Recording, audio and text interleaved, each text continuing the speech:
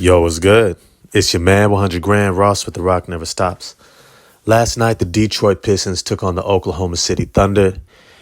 And let's just say it became clear that there's a difference between the team that's coming and the team that has already arrived. If you enjoy this video, smash the like button for me, hit subscribe and the bell for notifications. I can't wait to dive into this because the game was good. The game was good. The game was competitive. It was intense. There was a level of physicality, a level of focus, a lot of high quality basketball on both ends of the court, offensively and defensively by both teams. But the major difference was Oklahoma City had guys who could knock down shots, and Detroit did not.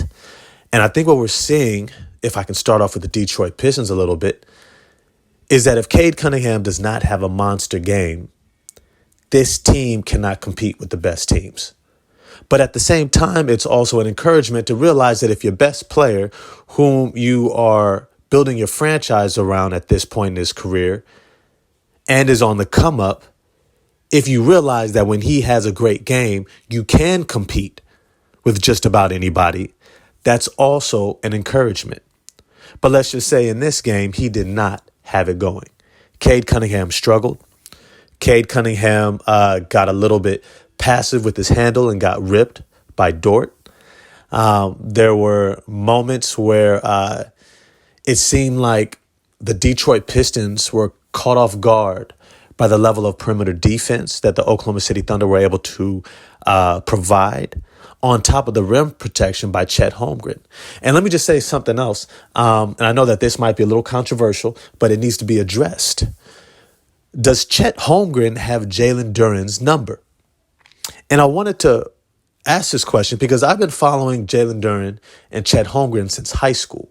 And since high school, Chet Holmgren has gotten the better of Jalen Duren at every stage of competition. Whether it's been in high school AAU, whether it's been in college, Memphis versus Gonzaga. Now, I think in Summer League, he got the better of him. And now in the regular season. Jalen Duren is going to have to figure this out because Chet Holmgren is going to be there. They're starting their careers essentially at the same time, literally. He's going to have to face him for the next 10 to 15 years of his career. And I think that's something that I have to keep in mind is that Chet Holmgren did what a lot of athletes do, is that they stay a little bit longer in high school to be able to compete and show what they can do against kind of lesser, younger, not as strong, not as developed competition. And Jalen Duren is doing the exact opposite, where he moved up in competition, competing at a younger age against older players because he has kind of this grown man's body, kind of like Amari Stoudemire did, right? Except he's younger and he's far more advanced than most athletes his age. And so he was able to get away with doing that except against someone like Chet Holmgren, who essentially is already proving to be one of the best defensive players, especially defensive big men in the NBA. His ability to stay upright with his length, his toughness, his agility, his footwork, especially laterally, and his first and second jump are so incredible that he's able to challenge you at the rim over and over. Usually when most guys go up and they land and you can pump fake them and then get back up and score over them, Chet Holmgren is already jumping with you, timing it, and using his length and his hand size to swat the ball away. And you can tell that he visibly was frustrating Jalen Duren. But this game was definitely, I would have to say, one of those games that will be for the benefit of the Detroit Pistons in the long run because they got exposed in ways and areas that only the best of teams really can. That they force you to be able to see the end of your rope, where you have yet to progress. And they push them to that point. I think that they exposed that there's a lack of shooting. I think that we all knew in that starting lineup. But I think it didn't get exposed to this degree because usually Cade Cunningham was on enough and they could get away with running their pick and roll and getting some offense on the interior. And they usually are able to get, at least a decent amount of knockdown threes from Alec Burks when he gets into the game. Jaden Ivey when he gets into the game, as well as Killian Hayes on the perimeter and Cade Cunningham, usually when he has it going. Except when he didn't have it going, all of a sudden, that starting lineup couldn't shoot. And as a result, because of Oklahoma City's interior defense, they didn't have a chance to put up points. And if it hadn't been for the Detroit Pistons' stellar defense, and I mean stellar defense, the Detroit Pistons and Monty Williams, Troy Weaver, Dwayne Casey, they have set the blueprint, the foundation, as I did in my last video, for a defensive-minded, bad boys, hard hat, lunch pail defense that they have always been known for when they have won a championship. This defense held them in this game through and through, despite the lack of shooting, despite the lack of scoring, despite how they struggled on the offensive end, despite executing, right? They were running through their offense. It looked well. It looked like they had a legitimate offense. Unfortunately, the perimeter defense of Dort and Jalen Williams and Shai Gilgeous-Alexander and Josh Giddey, and then you throw in Chet Holmgren's rim protection and his ability to switch in that length, they still could not seem to get quality shots. And yet, the defense of the Detroit Pistons, led by Asar Thompson, who was once again absolutely incredible. This dude, look, forget just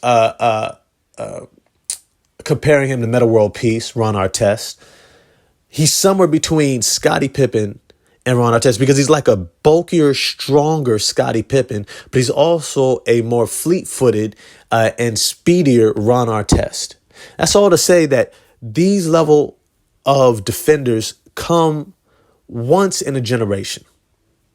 That they have the agility, the quickness, the anticipation, the dedication, right, to play such a high level of defense that they can essentially be a guy that you can stick on another team's best player and not have to help. It's not saying that the guy is still not going to get their points, but it's to say that they are not going to gut you. They're not going to drop 40, 50, 60 points on you. They can hold them to their season average or below, and is going to be on a harder percentage. That's what Asar Thompson presents for the Detroit Pistons. That he has this capability and is showing it at the beginning of his rookie year.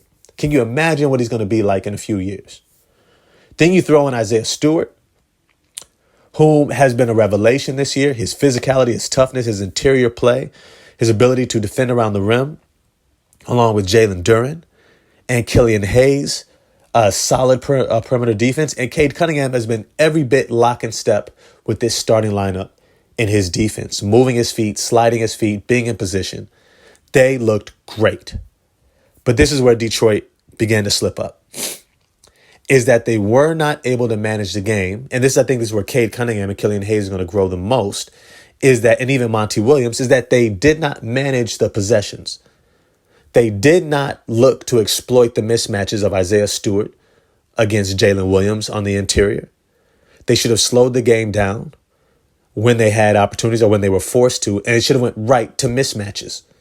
It should not have been about trying to run pick and roll every single time when they already had a mismatch, especially when Chet Holmgren was shutting down a lot of that action. They should have been moving the big out to the perimeter, who Chet Holmgren was guarding, post up the opposite big, because they got guys on the perimeter like Asar Thompson, Killian Hayes, and Cade Cunningham who can make great entry passes. They should have done a little bit of high-low action between Jalen Duren and Isaiah Stewart, especially when they got Chet Holmgren into foul trouble. They should have definitely started pounding the ball inside. Now, props to the bench big man for the Oklahoma City Thunder. I think it's like Alex Sarr or something like that. The last name is Sarr, right? He did an incredible job. He looked like a poor man's Chet Holmgren out there. He's not quite as agile and shot blocking, but his athleticism was on full display. Props to that front office for finding him in the draft. This kid is going to be here for a long time as well. His defensive attention, his athleticism, getting out in transition, finishing around the rim, catching the ball, rebounding. He did an amazing job behind Chet Holmgren. And yet Detroit could not figure out how to exploit mismatches and opportunities to get easy baskets around the rim. And these are the growing pains of young up-and-coming teams. And now the Oklahoma City Thunder. Yo, I did a video. I'm not sure how long ago, but it was during the summer where I pointed out that Chet Holmgren being out for a full season is going to pay major dividends for his development. Somebody who's that wiry and thin needs to come into the NBA with a level of skill so that he can avoid having to pound on the interior. And he needs the time to be able to strengthen his body, his core, his base, his legs, right? To get his body strong enough to compete throughout a full NBA season. So something I always said, if Anthony Davis had started his career off injured for that first year and had this opportunity, I don't think we would have seen the injury problems long term that we saw from him because his body never got a chance to catch up. Jonathan Isaac is somebody else who dealt with all these small nagging injuries because his body never had a chance to fully develop and catch up to be able to play at this level of physicality in the NBA. We're seeing from Chet Holmgren that this year off, we have to remember that even though he hurt his foot at the beginning of his rookie season, right, it was healed up maybe about 4 to 6 months into that year, into that season. And then he spent the remainder 3 to 4 months of the season not just getting his body right, but working on his skill, working on filling out the edges of his game. And what we see here is now he's able to come in ready to be used as not just a stretch big, but as a hybrid forward center, where he's strong enough and sturdy enough to hold up against most centers. And he's also agile enough to play on that perimeter as a forward, attacking off the bounce, shooting from the perimeter with movement, right? Pick and pops, pick and roll with lobs. He is ready skill-wise and playing with these veterans and a very unselfish Oklahoma City Thunder team within that offense. He's scoring easily, which doesn't force him into having to take tougher shots around the rim where he's getting knocked to the ground constantly. I don't even think we saw Chet Holmgren have to drive to the basket that much, even throughout this a game against the Detroit Pistons. He just stayed on the perimeter and just cashed out. I mean, he was gutting the Detroit Pistons with that jump shot. Jalen Duren kept losing track of him, and he just, I think he probably hit at least 4 or 5 threes in this game, and was really one of the biggest difference makers in terms of the outcome. And then, of course, you all know Shai Gilgeous-Alexander, who's a superstar at this point. Or at least a star on the verge of superstardom. I think he's got to prove a little bit more in the playoffs to reach superstardom, but he's definitely a star. And Jalen Williams, quiet as kept, is a star in his own right. His ability to get to the rim at will and finish through contact with both hands, along with his perimeter game and mid-range game, and ability to play make for others, is something that you only see from all-star level players. Don't be shocked if they continue this trend and continue winning. That one, as I projected in that video with Chet Holmgren, that Chet Holmgren was going to win Rookie of the Year over Victor Wembanyama. I said because his team was going to win more and because his body was going to be ready to come in and excel within a system where he could play to his strengths. And he's going to be efficient, helping his team win. And we see that on both ends already. Number 2, we're going to see Shai Gilgeous-Alexander in the MVP conversation. And we're going to see him once again in the All-Star game. And 3, Jalen Williams likely winning Most Improved Player. Now, I know some people have been talking about potentially Josh Giddey getting traded. Honestly, I think if there is a trade, we're going to see it's going to be Dort, LeGuin's Dort, who's on a very team-friendly contract, which is hard to get rid of. But when you think about the construction of this team and who they need the most, it really is going to be another big who can rebound, a versatile forward to play next to Chet Holmgren. You don't want to keep playing Jalen Williams at that power forward position or Josh Giddey. I think it's going to wear both of them down. And if they can get somebody for LeGuin's Dort who can fill into that role, that could be that last piece. And keep track of the Chicago Bulls who are floundering right now, right? Patrick Williams could be somebody who is available, right? I'm just throwing that out there. But for now, I always want to know what you all think. Holler at me in the comment section. What did you take away from this Detroit Pistons versus Oklahoma City Thunder game? Where do you think that both of these two teams are heading in terms of the offseason or this 2023-2024 season?